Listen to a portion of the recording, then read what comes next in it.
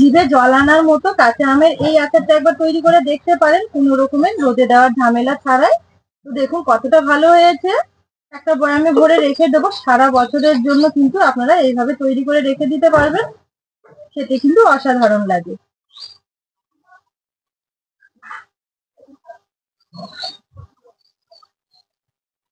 যেমন হবে দেখতে সুন্দর, তেমন কিন্তু খেতেও অসাধারণ।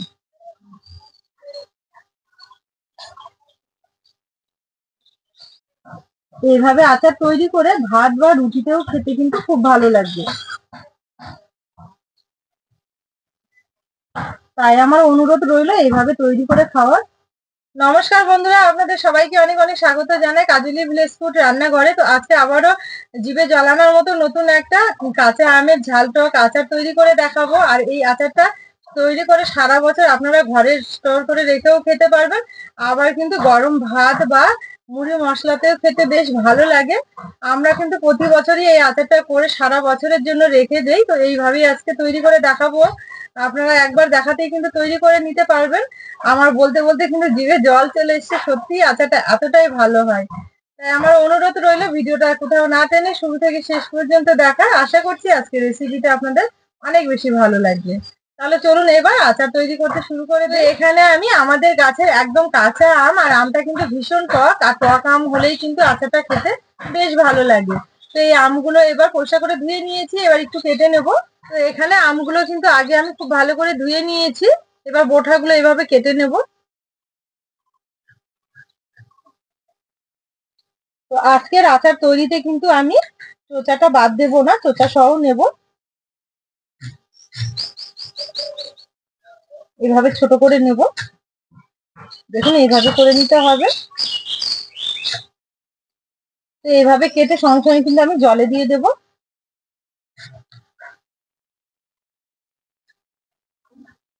আর এই আচারটা তৈরির জন্য কিন্তু এই সময় আমটা একদম পারফেক্ট।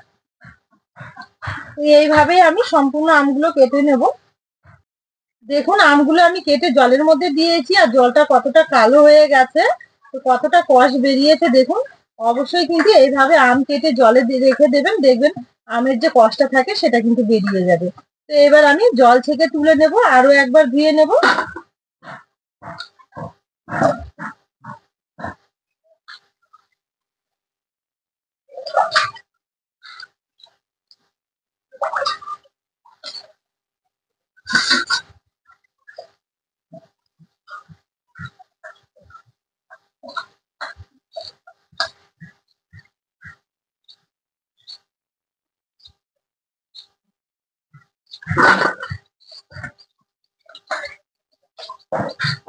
দেখুন এখানে আমি আমগুলো খুব সুন্দর করে জল ঝরিয়ে তুলে নিয়েছি।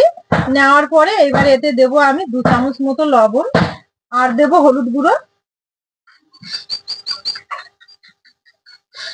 এবার খুব ভালো করে লবণ হলুদ দিয়ে আমগুলো মেখে নেব। তো এবার আমি 1 ঘন্টার জন্য রোদে দিয়ে দেবো। হাতে সময় বেশি থাকলে 2-3 ঘন্টাও রেখে দিতে পারবেন। তো দেখুন আমি 1 ঘন্টা রোদে রেখে তারপর তুলে এনেছি। কতটা সুন্দর হয়েছে, অনেকটাই কিন্তু আমটা মজে গেছে আর নরমও হয়ে গেছে।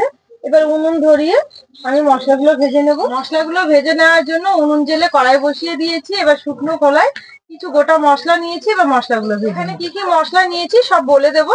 এখানে নিয়েছি আমি গোটা জিরে, মৌরি, গোটা মেথি, আর গোটা ধনে, আর এখানে নিয়েছি বেশ কয়েকটা শুকনো লঙ্কা। তো আজকের আচারটা আমি একটু লঙ্কা ঝাল ঝাল করে করব, তার জন্য লঙ্কাটা আমি বেশি দিয়েছি। আপনারা যদি ঝাল একটু কম পছন্দ করেন সেক্ষেত্রে কিন্তু লঙ্কাটা একটু কমিয়ে নেবেন। তো এবারে এগুলো আমি শুকনো খোলায় ভেজে নেব। হালকা আছে নেড়ে চেড়ে একটু ভেজে নেব।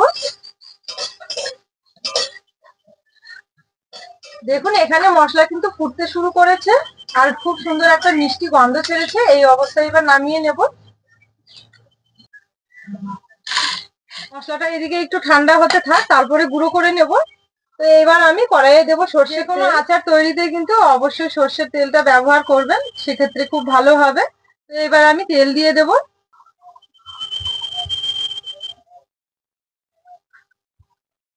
তেল এখানে খুব ভালো মতো গরম হয়ে গেছে। দুটো শুকনো লঙ্কা দেব, আর দেবো 1 চামচ 5 ফোড়ন। এবার দেবো এতে 1 চামচ হলুদ গুঁড়ো, আর দেবো 1 চামচ লঙ্কার গুঁড়ো, আর দেবো একটু লবণ। লবণ আমি আগে দিয়েছি, তো পরিমাণ মতো দিতে হবে। দেবো 1 চামচ জোয়ান। এবার আমি কাঁচা আমগুলো ঢেলে দেবো।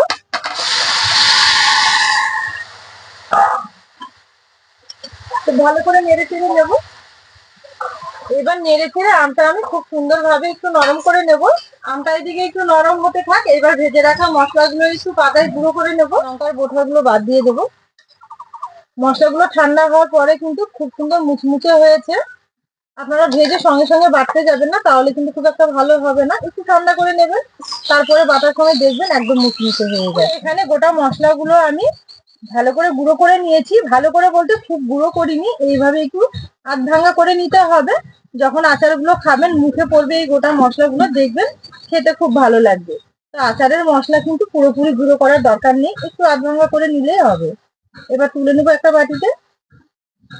এদিকে মশলাটা আমার বেটে নেওয়া হয়ে গেছে, আর এদিকে আমটাও কিন্তু খুব সুন্দরভাবে নরম হয়ে গেছে। আর দেখুন কতটা সুন্দর হয়েছে। এই যে দেখুন কত সুন্দর লাগছে দেখতে। এইভাবে আচার তৈরি করে নেবেন, দেখবেন রোদে দেওয়ার কিন্তু কোনো ঝামেলাই থাকবে না। আর যদি মনে করেন যে একটু চিনি দেবেন, তাহলে কিন্তু এই সময় এখন একটু চিনি ফেলে দেবেন। তবে আমি আজকে চিনি দেবো না, চিনি ছাড়াই করব, ঝাল আর টক করব, তো তার জন্য কোনো রকমের চিনি দেবো না। এবার এটা আমার খুব সুন্দরভাবে হয়ে গেছে। এখানে যে গুঁড়ো করা মশলাটা রেখেছি, এই গুঁড়ো করা মশলাটা উপর দিয়ে দেবো। পুরোটাই দেবো। মশলা দেওয়ার পর আলতো হাতে আবার একটু নেড়ে চেড়ে নেবো। দেখুন শুধু কালারটা কতটা সুন্দর হয়েছে। এইভাবে আচার তৈরি করে নিলে কোনো রকমের ফ্রিজে রাখা বা রোদে দেওয়ার ঝামেলায় থাকবে না, ঘরে রেখে সারা বছর খেতে পারবেন। তো দেখুন এখানে কিন্তু আচার আমার পুরোপুরি হয়ে গেছে, একদম সুন্দরভাবে হয়ে গেছে। এবার উনুনের আঁচ থেকে নামিয়ে নেব। তো আচারটা আমি এখানে তৈরি করছি, আমি বুঝতে পারছি যে কত সুন্দর একটা সেন্ট বেরিয়েছে। যেমন দেখতে সুন্দর হয়েছে, তেমন সুন্দর একটা সেন্ট বেরিয়েছে, আবার খেতেও কিন্তু অসাধারণ লাগবে। এবার নামিয়ে নেব। তো আমি এখানে তৈরি করে নিয়েছি, আর তৈরি করে নেওয়ার সঙ্গে সঙ্গে কিন্তু খেতে ইচ্ছে করছে। কথা বলতে পারছি না, জিভে জল চলে এসেছে। আপনারা অবশ্যই এইভাবে একবার আমের আচার তৈরি করে নেবেন। এখন কিন্তু প্রচুর গাছে আম, বাড়ির গাছেও আছে, আবার বাজারেও কিন্তু খুব অল্প পয়সার মধ্যে কিনতে পাওয়া যাচ্ছে। তাই আমার অনুরোধ রইলো, এইভাবে একবার তৈরি করে নেবেন, দেখবেন সারা বছর ঘরে রেখে খেতে পারবেন। আমি একটু এবার তুলে নিয়ে খাবো, দেখবো কেমন হয়েছে।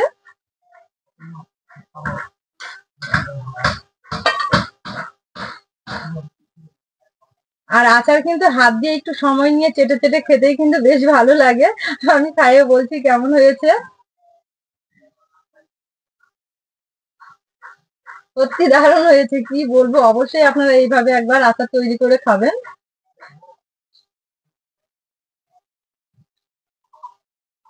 আর এই আচারটা এখন যতটা ভালো লাগছে, তার থেকেও এর থেকেও কিন্তু আরো পরে বেশি ভালো লাগবে। যতদিন ঘরে রাখা যাবে ততই কিন্তু আচারটা খেতে ভালো লাগবে। আচার খাচ্ছি, আর ওইদিকে ক্যামেরাম্যানের মুখে কিন্তু জল চলে এসেছে।